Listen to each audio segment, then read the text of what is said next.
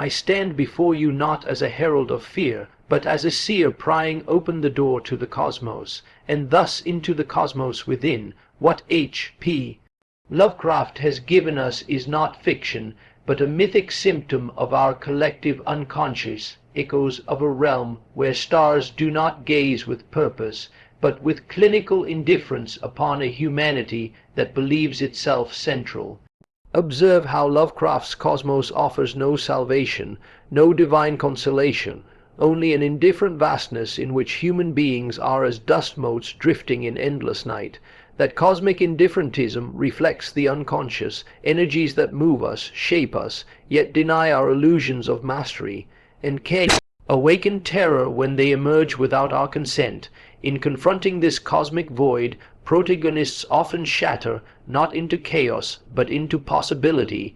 Their madness mirrors a necessary disintegration of conscious structure to make way for what lies beneath. In horror, we glimpse a path of individuation, the breakdown of ego to open the self to what is truly vast. Yet the true terror lies not in their annihilation, but our fear of the other, the alien, the unknowable. In myth and dream, we find this other is part of ourselves, buried beneath the mask of normality. To traverse the horror of cosmicism is to reconfront our own disowned darkness, and perhaps transform it. The abyss is not merely a poetic metaphor for the unknown. It is the most faithful symbol of the reality that lives beneath the fragile crust of human consciousness. When one peers into it, the gaze is not directed outward into a starry void, but inward into the immeasurable depths of the psyche, where no human law or divine promise guarantees safety. It is a realm that does not flatter human importance. There is no benevolent order, no careful architect arranging events for our comfort. Instead, there is an expanse that is vast, impersonal, and indifferent, reflecting back to us the truth that much of our being lies beyond our will. This recognition strikes the ego as a wound, for it undermines the illusion that we are sovereign in our own house. Humanity has long built myths, religions, and philosophies to clothe this abyss in meaning, to humanize it so that the terror becomes bearable, yet the abyss refuses to be domesticated. Even when we succeed in convincing ourselves that the universe is a place of order and moral structure, the unconscious knows otherwise. It holds within it archetypes and forces older than civilization itself, forces that operate without regard for our concepts of good or evil. When these forces break through, they often appear as chaos, as the monstrous or alien, precisely because they reveal a reality that does not bend to human sentiment. The abyss is not empty, it is teeming. It contains the buried history of the human soul, all the forgotten experiences of our species, all the primal instincts and fears that our culture has repressed. It is the matrix of dreams, the breeding ground of symbols, and the birthplace of our gods and demons. Encounter it is to confront a truth too vast for the ego's narrow frame, that we are not the masters of our inner world, but rather its explorers, often lost in territories that were never mapped. This confrontation is not without peril. Many who have touched the abyss have been broken by it. It is not a place for those who cling to their identity as an absolute possession. To look into the depths is to risk dissolution, for the structures of the self are not designed to contain infinity. The ego feels itself small and fragile, a thin bubble trembling on the edge of a vast ocean, and yet, paradoxically, it is in this very trembling that transformation begins. By enduring the vision of our own smallness, something greater than the ego is awakened. The abyss is the mirror of the cosmic truth that the universe does not exist for us. This is the wound cosmicism inflicts, the recognition that the human story is but a footnote in an immeasurable, indifferent expanse. But such a vision, bleak as it may seem, also shatters the prison of anthropocentric thought. When we let go of the demand that existence be arranged for our comfort, we open ourselves to realities beyond the narrow band of the familiar. The abyss, then, becomes not merely a threat but a threshold. To stand before it without fleeing is to submit to a process older than consciousness itself. We descend, as if into a dream, through layers of self-deception, through the rubble of discarded myths, until we reach That place where thought gives way to silence. Here the mind cannot impose its order, it can only witness the images that arise from this depth, vast cities under alien suns, nameless beings older than the earth, the cold winds of spaces without end are not literal landscapes, but psychic realities. They express the truth that much of our life is shaped by forces we cannot comprehend, much less control. In facing the abyss, we are confronted with the shadow in its most primal form, the totality of what we are not yet conscious of. It is the sum of everything the light of awareness has not reached. This is why the encounter so often takes the form of horror. The unfamiliar is always terrifying to the ego, for it threatens to dissolve the boundaries that define it. But within that terror lies a hidden potential. If we do not collapse into despair, if we do not retreat into comforting illusions, we can integrate some part of that vastness into ourselves. The abyss will never be conquered. It is not an enemy to be subdued, but a reality to be acknowledged. Its existence demands humility, for it shows us that the human spirit is a small flame flickering against a backdrop of infinite night, yet that flame is real, and it gains its meaning not by banishing the darkness, but by enduring within it. To live with the knowledge of the abyss is to accept both our insignificance and our profound connection to all that is. In the end, the abyss within is the same as the cosmos without, an endless mystery that will never yield entirely to our comprehension, but that will shape us, if we are willing, into something more whole. The vision of an indifferent cosmos strips away the final comfort to which the human spirit clings. We like to imagine that the universe is somehow aligned with our purposes, that the movements of the stars, the tides of history, even the events of our private lives, unfold according to a hidden order that favors us. But the truth is far more unsettling. Existence moves on without regard for our desires or fears. The vastness above us is neither hostile nor benevolent. It is utterly unmoved by our presence. This realization unsettles the foundations of the ego, for it reveals that the center we believed ourselves to occupy is an illusion. The terror this evokes is not simply the fear of the unknown. It is the fear of meaningless. When the cosmos offers no assurance that our lives have a predetermined purpose, we are cast adrift. The ego, accustomed to imagining itself as the measure of all things, finds no foothold in a reality that does not acknowledge it.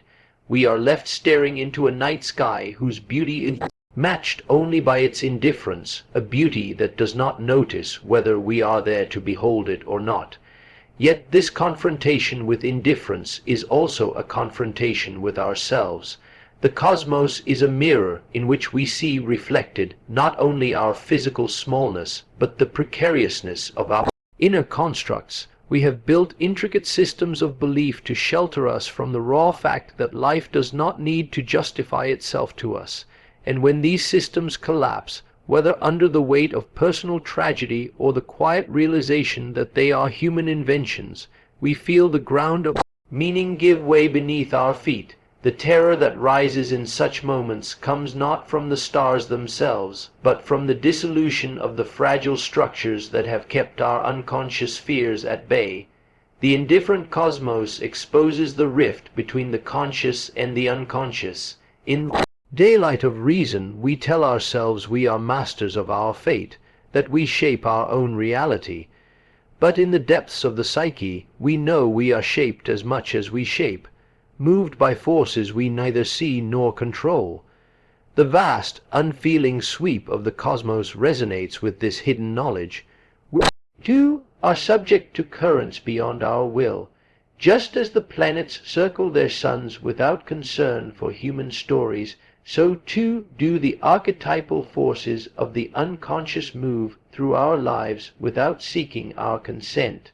In dreams and visions, this indifference often appears as a silent, immovable presence, an ancient being or an infinite landscape, vast beyond comprehension, untouched by human pleas. It is not malevolent, for malevolence would imply interest. It simply is. and in its presence the ego feels exposed, as though its voice has no more weight than the whisper of a leaf in the wind. The terror comes in realizing that, despite our inner dramas, the greater order will not shift to accommodate them. But such a realization, for all its horror, contains the seed of liberation. When we relinquish the demand that the cosmos must bend to our will or align with our narratives, open ourselves to the possibility of perceiving it as it is, no longer constrained by the need to project our desires and fears upon it, we can encounter its reality directly, a reality that is neither cruel nor kind, but alive with the mystery of being itself. This shift demands that we stand without the crutches of comforting illusions, that we accept the silence of the stars without pleading for them to speak. In this acceptance, something unexpected occurs. The terror begins to change. What once felt like a threat becomes a space in which we are free to create our own meaning. If the cosmos does not care for us, it also does not constrain us. Our lives become our own work of art, not a puzzle to be solved according to an external design. And in the vastness of indifference we may discover a deeper sense of belonging, not because the universe was made for us, but because we, too, are part of its boundless unfolding. The inner terror stirred by the indifferent cosmos is thus a call to maturity. It challenges us to outgrow the comforting myths of childhood and to face existence with open eyes. We are small, yes, but our smallness is no flaw. It is part of the very structure of reality. To live in the shadow of the indifferent cosmos is to live with the truth that our significance is self-chosen, born of our inner depths rather than granted from without. And perhaps it is this truth, however stark, that makes our brief flicker of consciousness all the more precious. Madness is a word we use when consciousness loses its familiar form, when the personality fractures under the pressure of forces too great for it to contain. Yet what we call madness is often the eruption of the unconscious into the ordered realm of the ego. It is a breaking open, a tearing down of the fragile walls that separate us from the primal depths. In this sense, madness can be understood not only as a collapse but as an encounter with aspects of the self that have long been repressed, denied, or feared. The path toward wholeness is rarely a straight and well-lit road. It more often winds through shadowed valleys where the light of reason grows dim and the familiar landmarks disappear. The unconscious does not speak in the language of logic. It speaks in images, symbols, and intensities of feeling that the ego may experience as overwhelming. When these forces rise suddenly, without preparation or guidance, they can sweep away the carefully constructed identity that has been our anchor in the world. The result may appear as confusion, delusion, or the withdrawal into inner realities that others cannot share. But within this descent lies a profound truth. The psyche is attempting to reorganize itself around a deeper center. This reorganization requires a death of sorts, the dissolution of the ego's old structure. The ego, accustomed to being the sovereign of the inner realm, resists with all its strength. It clings to the familiar patterns of thought and feeling, even as they are torn apart by the energies surging from below. The experience of losing control is terrifying, for it feels as though one is falling into chaos without the promise of return. Yet the same process that destroys the old order also clears the space for something new to emerge. The fire that burns the house to the ground also frees the soul from its confinement. In myth and fairy tale, the hero often must descend into the underworld, where the laws of the daylight world no longer hold. Time moves differently there, forms shift, familiar faces take on strange, threatening aspects. This descent mirrors the inner journey into the unconscious. What the hero meets in those depths are not merely external dangers, but the unacknowledged parts of the self, fragments of the personality cast into darkness because they did not fit the image one wished to present to the world. These exiles do not vanish, they gather power in the shadows. When they return, they do so with a force that can shatter the conscious mind's defenses. Madness, then, is one face of this return. It is the shadow side of the process of becoming whole, for individuation is not the gentle accumulation of insights. It is the breaking apart of the false self so that the true self may come into being. This breaking apart can look like destruction from the outside, and indeed it is destructive to illusions, to false identifications, to the comforting but suffocating walls the ego has built. The danger lies in becoming lost in this destruction, in mistaking the chaos for the goal rather than a stage along the way. Without guidance, without some thread of connection to the world above, one may wander endlessly in the labyrinth of inner images, unable to distinguish between the symbolic and the literal. Here lies the peril. The archetypes are powerful, and without the integrating force of consciousness, they can overwhelm the personality. But when the descent is met with courage, patience, and a willingness to learn the strange language of the depths, the forces that once threatened to destroy can become the very powers that transform. Emerging from such a descent, if one emerges at all, is not a return to the old self. It is the birth of a new relation to the unconscious, a recognition that the shadow is not merely an enemy but a vital part of whole. What was once feared as madness is revealed as the work of the deeper self, striving to bring balance where the ego's won. Sightedness had created instability. This balance does not mean the banishment of darkness, but its integration, so that light and dark, conscious and unconscious, can coexist in a dynamic harmony. Madness, in this sense, is not merely an affliction to be cured, but a passage to be navigated. It is the shadow cast by the fire of transformation, the sign that something vast and essential is moving within the depths. To walk this path is to risk everything the ego holds dear, but the reward is a self that is not built on illusion, a self that knows its own depths, that can endure the tensions of life without shattering.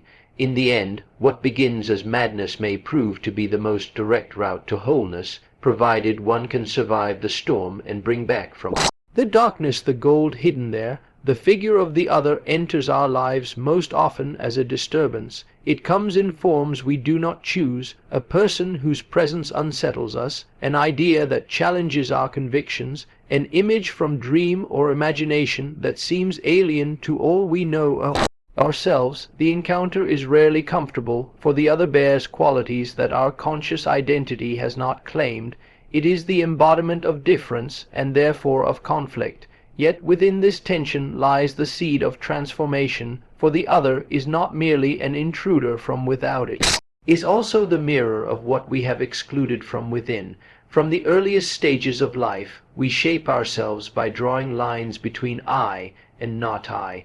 This boundary gives us the stability needed to function in the world, but it also comes at a cost. Whatever does not fit the chosen image of self is pushed into the shadows. Over time, these rejected parts form a parallel life in the unconscious.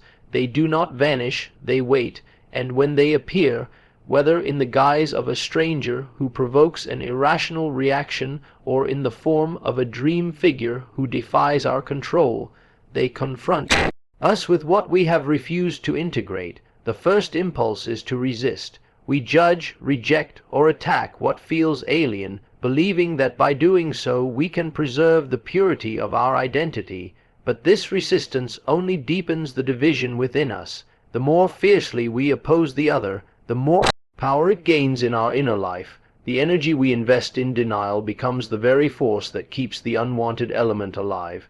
In this way, what we fear or despise in the other is kept vivid and active, as though the unconscious were insisting on its right to be acknowledged. Acceptance does not mean approval, nor does it mean surrendering to what is destructive. It means recognizing that the other, whether encountered in the world or in the inner landscape, is part of the totality of life, and therefore part of ourselves.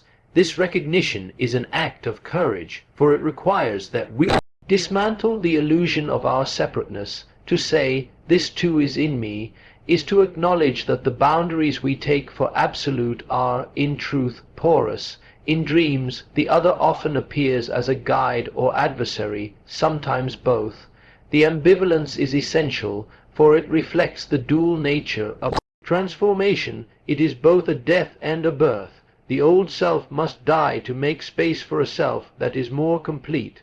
The figure who seems to threaten us is often the very one who carries the key to this rebirth. Only by engaging with this figure, listening to it, questioning it, allowing it to speak, can we unlock the potential it holds. The encounter with the other is not a single event but an ongoing process. Each time we recognize in another the qualities we most resist, we are offered a chance to reclaim a fragment of the self. Sometimes this fragment is dark, containing impulses we have been taught to fear.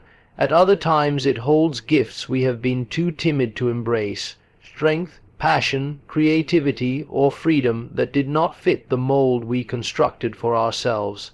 Whatever its nature, the reclaimed element brings with it a greater vitality, for it returns to us energy that was once locked away in the unconscious. To accept the other is to enter into a relationship with life as it is, rather than as we wish it to be.